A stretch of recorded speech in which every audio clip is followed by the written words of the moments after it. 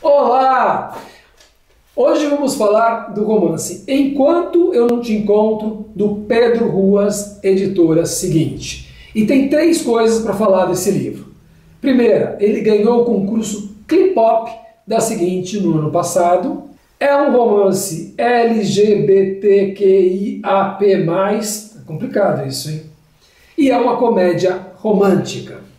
Mas o que é o romantismo? É isso que eu vou tentar explicar aqui hoje. Gente, não é simples explicar o que é o romantismo, mas eu vou tentar. E também vou fazer algumas provocações para quem já leu esse livro ou quem vai ler este livro. Afinal, a gente pode questionar por que este livro foi escrito, como foi escrito, vendo o que está por trás dessa escrita. Então se prepare para algumas provocações. Vem comigo! Eu sou Antônio Sampaio Dória, do Blogs e Livros.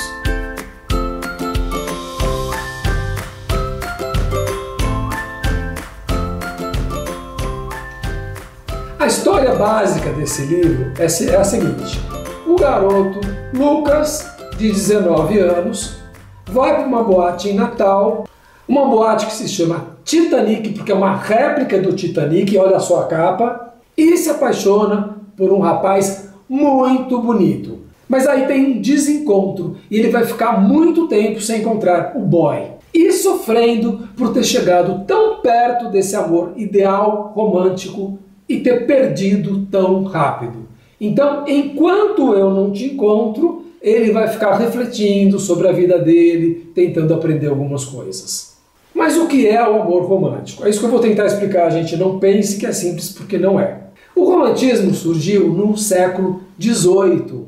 Dizem que com o livro Os Sofrimentos do Jovem Werther, do Goethe. Neste livro tem um personagem que se apaixona perdidamente por uma mulher, não pode realizar este amor e se suicida. Mas o romantismo se desenvolveu mais mesmo foi no século XIX. Olha, foi um dos movimentos mais revolucionários que existiram na cultura. Por quê? Porque pela primeira vez o ser humano estava afirmando a sua subjetividade, a sua individualidade em detrimento das convenções sociais. É claro que o amor existia antes na literatura, mas no romantismo ele tem um caráter assim de mais importância do que a própria sociedade. Ele vai contra as convenções sociais. E até então o amor respeitava as convenções sociais. Mas no romantismo o sujeito diz: o que mais importa é o meu sentimento, eu com os meus sentimentos.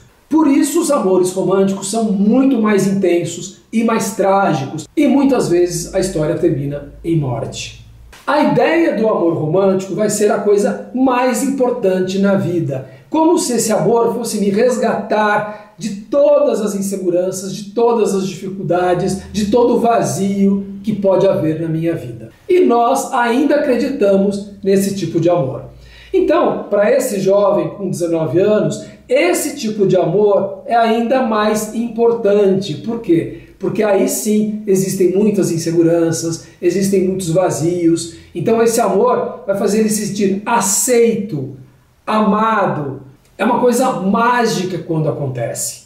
É por isso que ele se entusiasma tanto quando ele encontra esse Pierre, que é um cara de 1,90 m, loiro e belo. Calma que no final a gente vai questionar isso daí, vai ter uma provocação sobre isso, ok? Sabe que este livro me lembrou As Pontes de Madison, porque é um livro baseado no único encontro de um casal, como se esse amor fosse redimir tudo o que eles não viveram na sua vida. É o amor romântico que cura tudo. O começo do livro é cheio de piadas, porque ele está ali com seus amigos gays, com piadas gays e todos falando naquela linguagem das gírias, etc. Bom, é engraçado, mas ao mesmo tempo é superficial.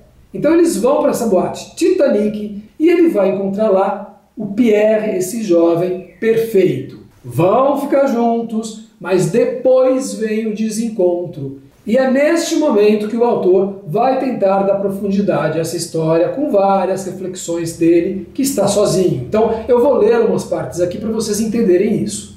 Pessoas são como icebergs. Navegamos em meio a mares estranhos e desconhecidos, e quando as encontramos, enxergamos quase sempre apenas o superficial.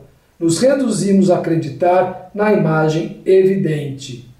Quer dizer, tem muito mais por baixo. Ele diz para uma amiga: antes era como se vocês fizessem parte de um grupo seleto que eu não entrava por não preencher o requisito. Me sentia um estranho no mundo do amor romântico, pensando que havia algo errado comigo e que talvez no fundo eu não merecesse ser amado. Ele diz isso porque agora ele está se apaixonando. Agora, todas as discussões sobre colorismo me ajudaram a ver essa questão por um novo ângulo. Estou em processo de me entender como negro de pele clara, algo que, embora pareça sutil para muitas pessoas, representa uma grande mudança em relação a como me enxergava. Então, entra aí a questão racial, porque, como eu disse, ele está se questionando e procurando a sua identidade, então entra a questão racial aqui.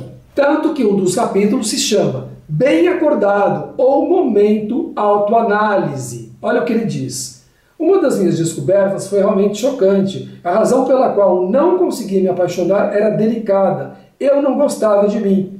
Eu afastava as pessoas antes que me rejeitassem e sentisse o que eu mesmo sentia a meu respeito. Nada. E como eu não tinha um bom relacionamento comigo, era difícil ter com os outros. É verdade, quer dizer, o relacionamento com outra pessoa depende do que você tem com você mesmo, do que você sente por você mesmo. Ele vai falar de um clipe da Katy Perry. O clipe de Wide Awake ilustra bem esse processo que passei. Nele, a Katy sai da personagem colorida que projeta para o mundo ao tirar a peruca lilás e se encarar no espelho do camarim. Diante de si, ela abandona seus disfarces e transporta para dentro. Ali, nada é o que parece. Ela se descobre em sombras. Katy está presa em um labirinto representado por sua própria mente. As paredes estão se fechando e a única forma de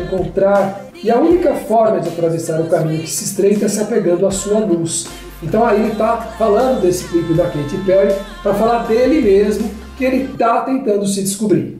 É verdade, com 19 anos a gente sabe pouco a respeito da gente mesmo. E aí é claro que ele vai encontrar o Pierre. E aí que vai ser colocada à prova a seguinte ideia: será que o amor romântico é tão absoluto assim? Será que pode durar para sempre? Isso só lendo o livro para saber. E agora chegou a hora das provocações. Olha só o que ele diz quando ele fala do Pierre, que tem 1,90 m e é loiro. Especialmente porque esse tipo de coisa, uma escultura viva do Michelangelo no meu quarto, nunca me aconteceu. Quer dizer, é um jovem perfeito. Claro que para quem se apaixona, o ser amado é perfeito, mas, como a gente vê, ele tem traços eurocêntricos, é muito alto, é loiro. Precisava ser assim? Dá a impressão que os nossos tipos físicos, os tipos brasileiros, ficam inferiorizados diante desse Adonis, deste Davi de Michelangelo. Outra provocação. Quando ele fala de uma playlist que ele criou, olha só. Inicia com Linger, dos Cranberries. Se você não chorou com essa música ao assistir Clique, então não teve infância. Segue com The Only Exception, do Paramore, Dancing on My Own, da Robin, e termina com Thinking of You, da Katy. Então, como vocês estão vendo, é tudo em inglês. E a música brasileira? Não tem lugar aqui, não tem lugar para a juventude? Sim, no começo ele cita o Ruge e depois ele cita a Vanessa da Mata, mas é preponderantemente tudo em inglês. Tem um momento que ele cita a Inês Brasil. Eu não sabia quem era, eu fui procurar, fui olhar e vi que é uma figura assim, é uma bagaceira total, mas é engraçada. Mas em geral, as referências culturais ao Brasil são muito poucas. Então a pergunta é essa: será que ainda somos colonizados? E tem mais uma provocação. No final tem uma cena mais ou menos dramática e ele próprio vai dizer o seguinte: era o clichê perfeito. Ora, se o próprio autor está dizendo que essa cena é um clichê, por que eu vou discordar? Então eu acho que de fato esse livro podia ter menos clichês. Ele poderia ter sido mais criativo em alguns momentos. Sim, é difícil ser criativo ao falar de amor, porque em música, cinema, literatura já fizeram de tudo. É difícil, mas ele próprio está dando essa dica aqui de que é um clichê, que ele está usando alguns clichês. Que tal a gente fazer livros com menos clichês? Bom, aqui no final do livro ele vai dizer que ele também é um compositor e que ele compôs uma música que tem tudo a ver com esse livro. Então eu vou tentar agora pôr esta música aqui para vocês ouvirem. Vou tentar, tá? Não sei se eu vou conseguir. Então, se você gostou desse vídeo, dê o seu like e volte toda semana para saber mais sobre livros infantis e juvenis. Até lá!